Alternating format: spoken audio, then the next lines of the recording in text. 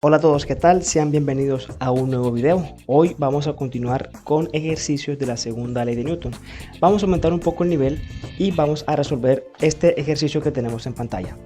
Para resolver este ejercicio vamos a tener en cuenta las siguientes consideraciones. La primera es que existe fricción entre el bloque M1 y la superficie horizontal, que debemos tenerla presente para la solución de nuestro ejercicio. Sin más preámbulo, comencemos.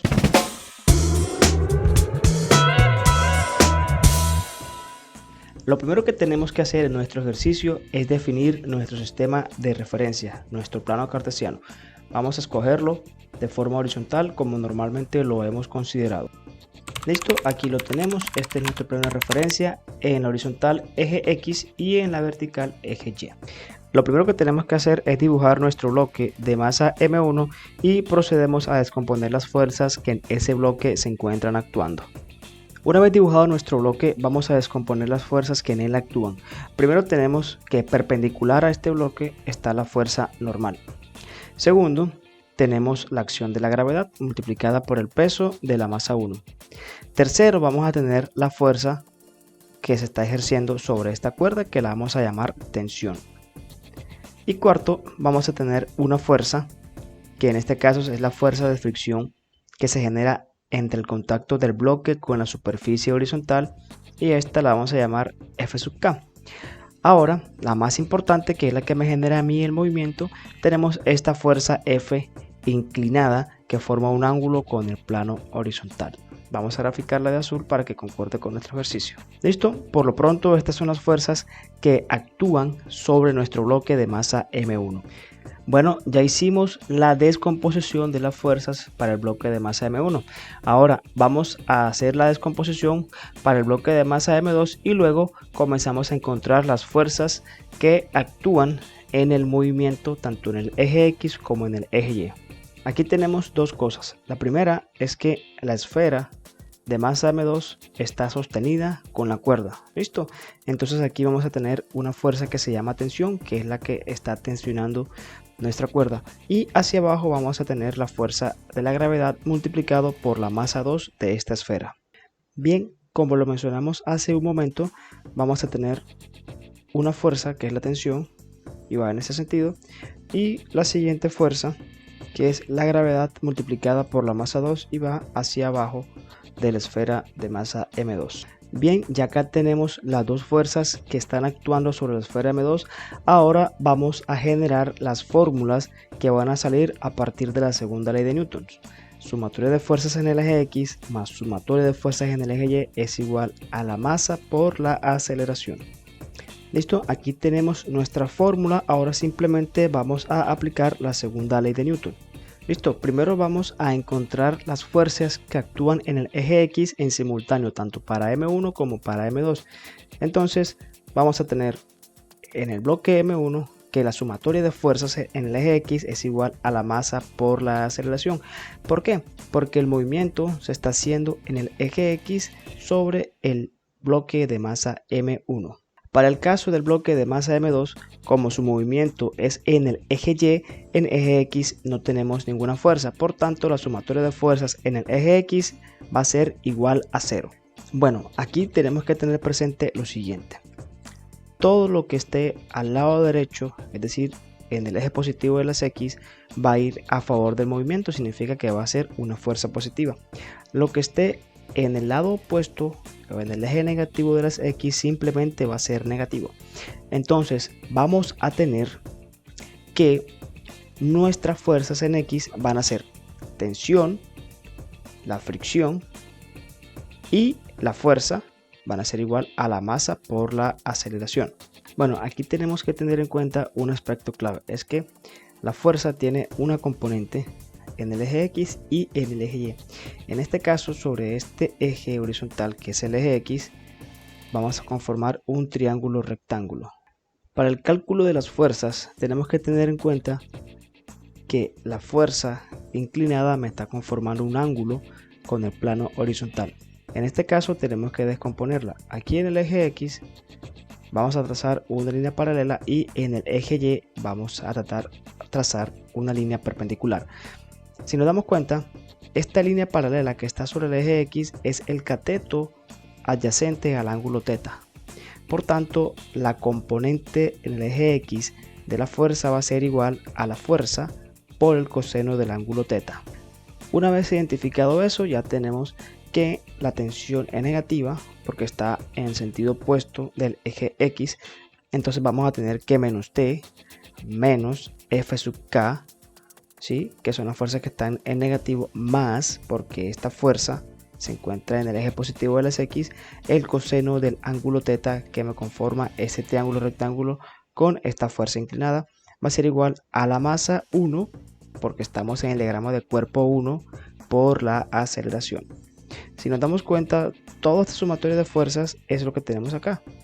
Esto es lo que nos define esta parte inicialmente.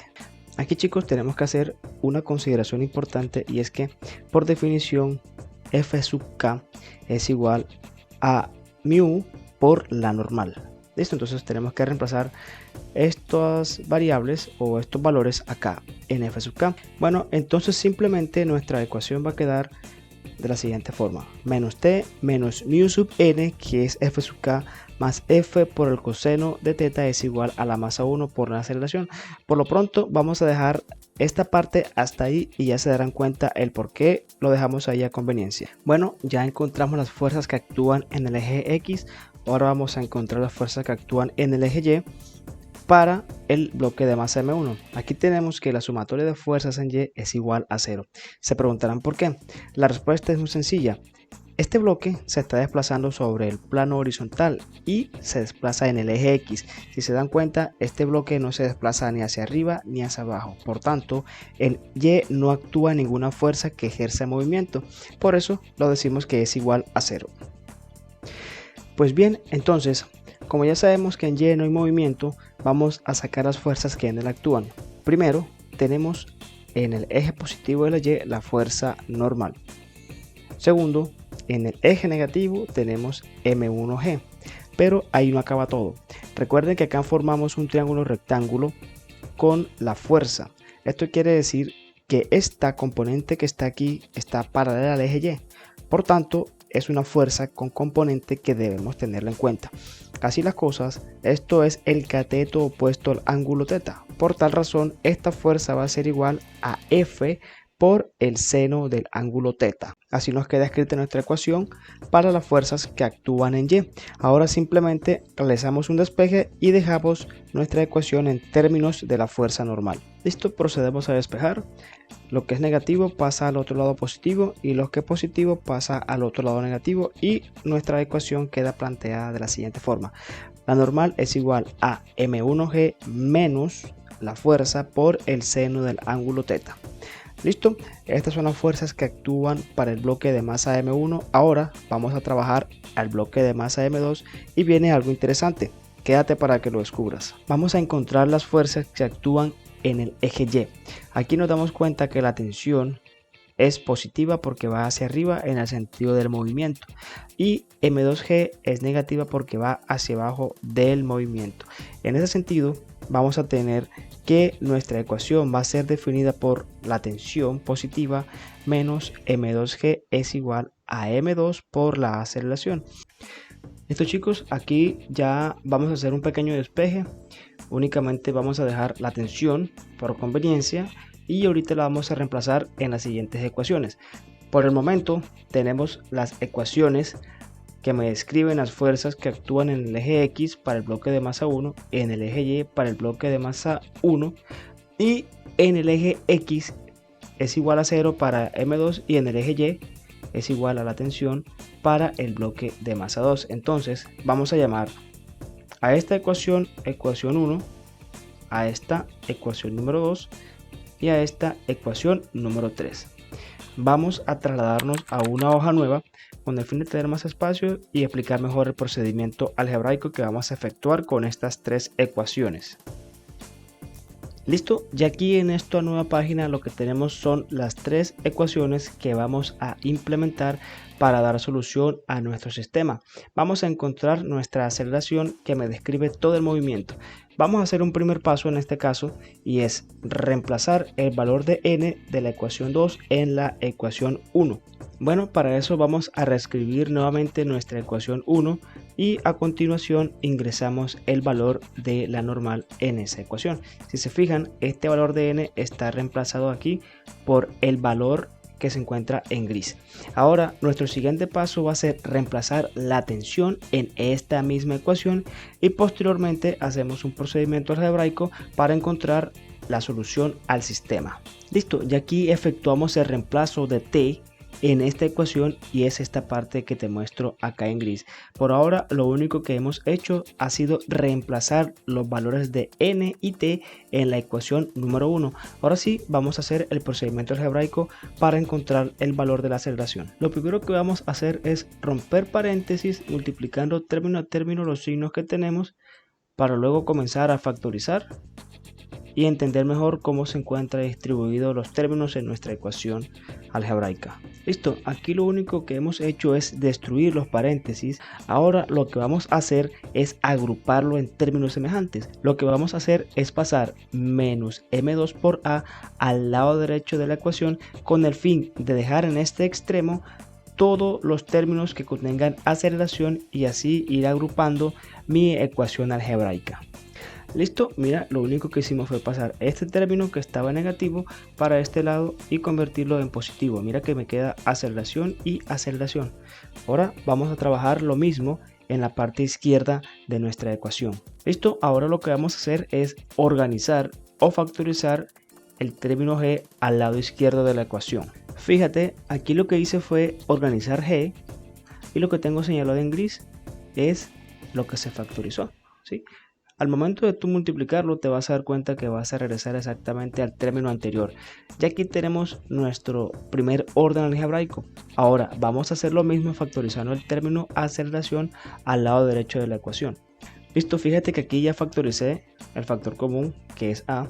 Ahora, como ya tenemos organizada nuestra ecuación, nos damos cuenta de otro aspecto clave. Aquí tenemos otra constante que se llama f, al cual yo puedo factorizar y así voy reorganizando mi ecuación algebraica. Nuevamente fijémonos que aquí en este espacio gris está el proceso de factorización de f. Ahora lo único que nos resta es despejar el término que se encuentra acompañando a la aceleración, pasarlo a dividir y con eso ya resolvemos nuestro ejercicio. Listo, aquí lo que hicimos fue despejar m1, m2 y encontrar la solución a nuestro problema. Listo chicos, eso es todo. Espero que haya sido de su agrado. Ya sabes, cualquier duda, cualquier pregunta, escríbemela que estaré presto a responderla. Hasta un próximo video.